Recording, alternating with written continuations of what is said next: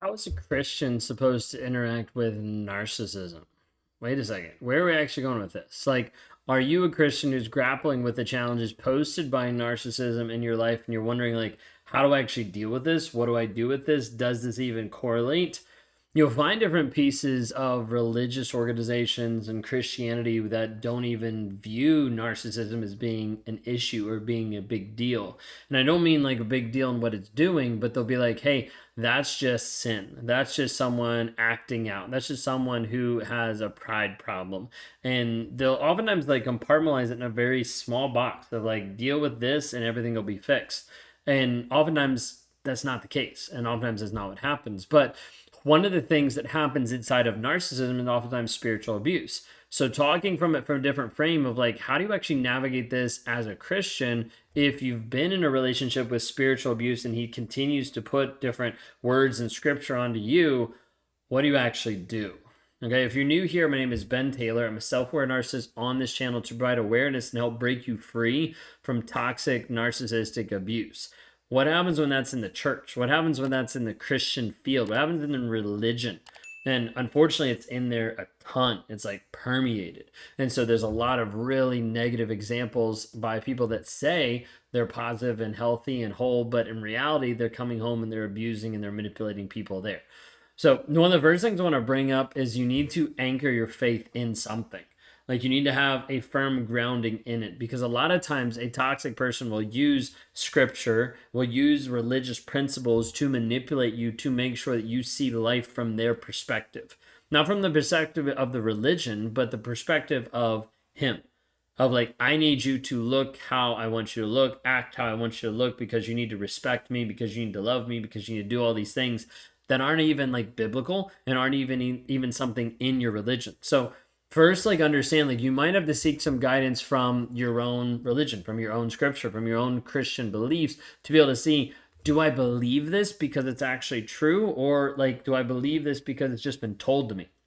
Maybe you've had Christianity that's just been impressed upon you from generation to generation, and you've grown that way because that's what your parents believe, not because you actually know what you even believe. So a lot of times a narcissist will try to manipulate your perception of the Bible and your perspective of marriage to try to get a desired result. Keep you in the relationship so he can appear good to society and keep you stuck so that he's not exposed and still feels good about himself. For example, you might have different pieces where he's like, hey, you need to respect me. But it also says he's supposed to love you, and he's not showing love or demonstrating love on a day-to-day basis. So how does this actually make sense? There might be different pieces where you're like, well, I should love my neighbor. I should love a person that hurts me.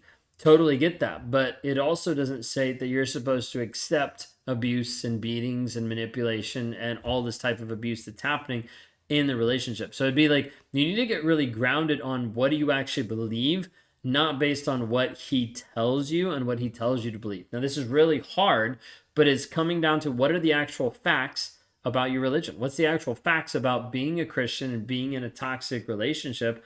What does it actually speak to in the relationship there? So, for instance, a lot of people will be like, hey, divorce, you can't get divorced. Like, that's a big one, right? Like, you're not allowed to get divorced in Christian circles. That's not even acceptable.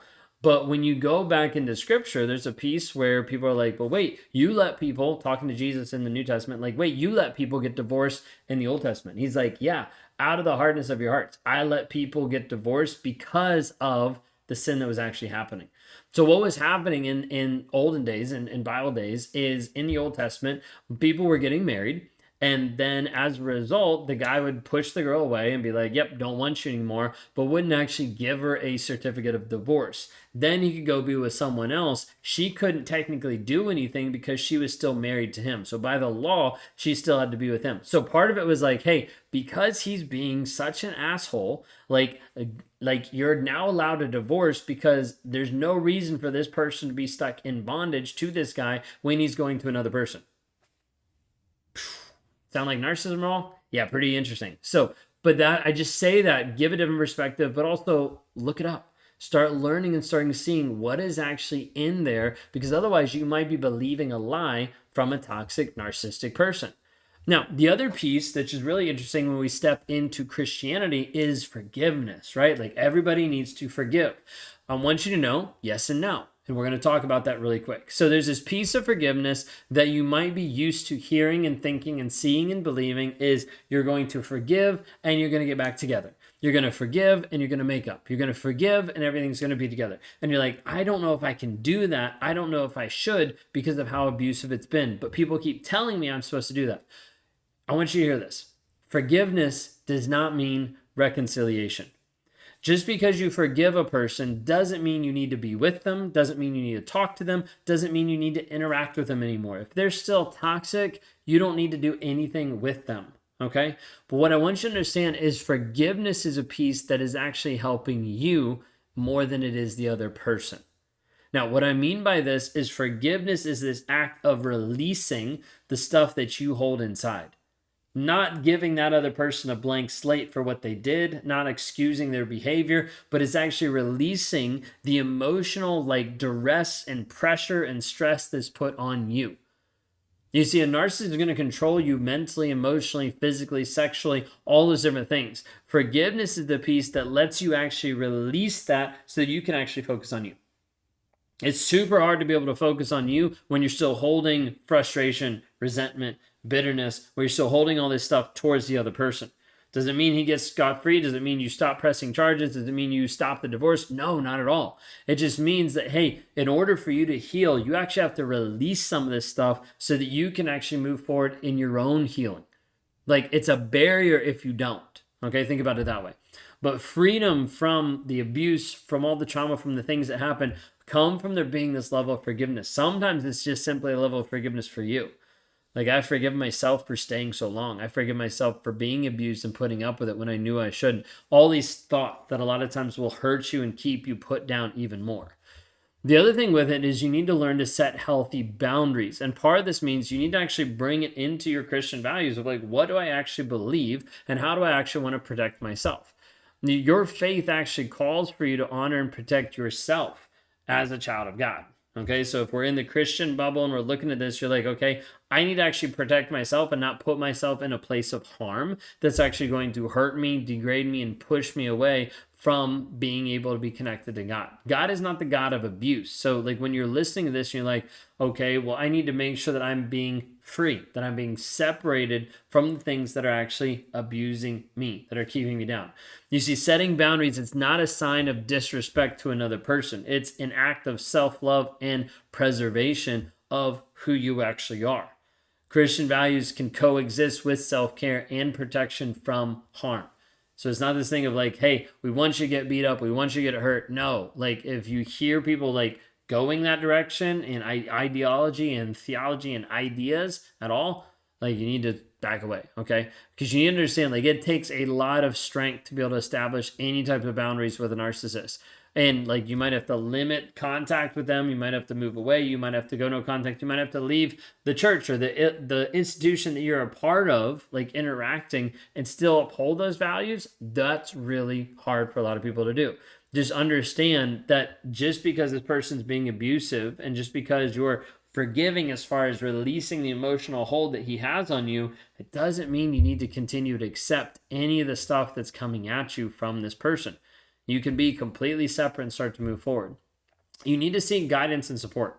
That typically is going to come from people that understand narcissistic abuse. Unfortunately, it typically doesn't reside in faith circles. So when we talk about like, hey, you need to get support and you go to your pastor, a lot of times you're not really supported and you're stuck in an abusive relationship longer because it's like, well, you can't get divorced. Or it goes in some ways where he's trying to reconcile. This is the hard part too, is you'll go to a Christian counselor because you'll be like, well, I want to have one that's grounded in my faith. And you go to one, but the problem is he's coming from the frame of, hey, here's two broken people and let's get them fixed. And the narcissist is like, yeah, let's get us fixed. And in reality, he's not actually trying.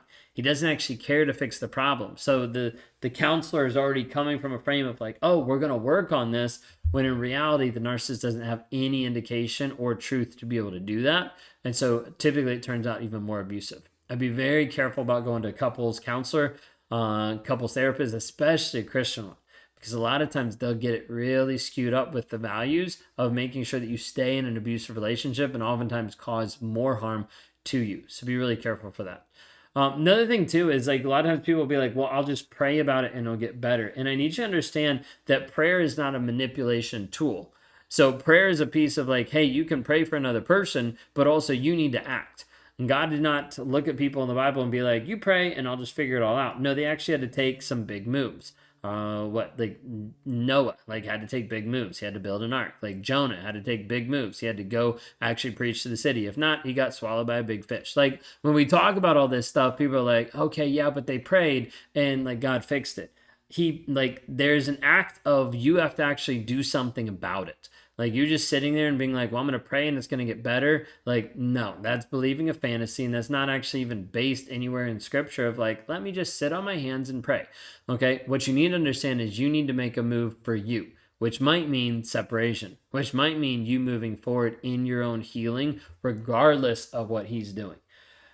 As a Christian, your faith can be anchored in turbulent times, and working through this with toxicity and narcissism. But it is super hard because a lot of times people will stay stuck inside these toxic relationships for a long period of time, especially when they're under the frame of spiritual abuse, where they've been brought up in that type of Christianity, in that type of circles, and it's been told to them and proclaimed to them that this is what you need, this is what you're going to get. So be really careful. Understand where you are, understand what you need to let go of, understand the boundaries you need to have to be able to move forward in your healing process. Know that you're not alone and that Christianity, along with politics, is probably some of the most narcissists in the world. So please be careful and please make sure that you're looking at the facts and not going off the feelings or another person's words that are typically just a bunch of lies.